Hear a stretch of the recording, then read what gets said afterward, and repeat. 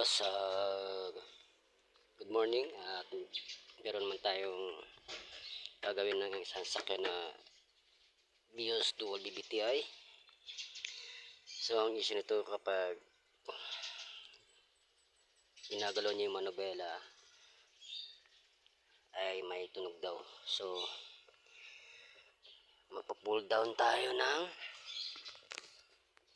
racking pinion mga boss. Pull down tayo. Update namin kayo mga boss.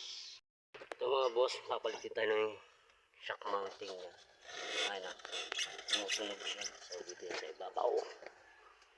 Ayan. Magalaw.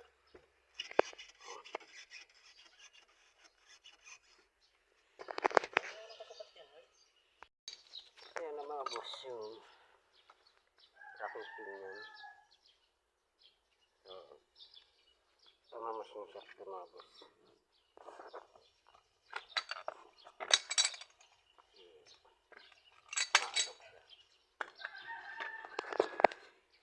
Ito na mga boss yung bagong shock mounting. Yan.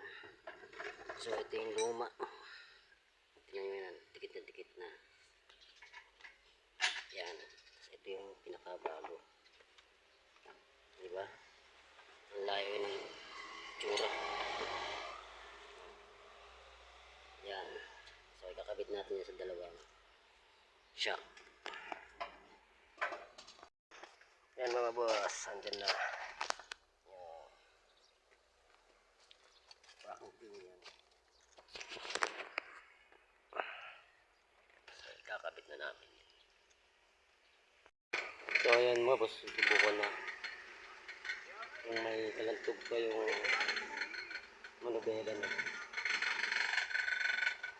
Nahingay na yung auto tensioner number. So ayan na mga boss.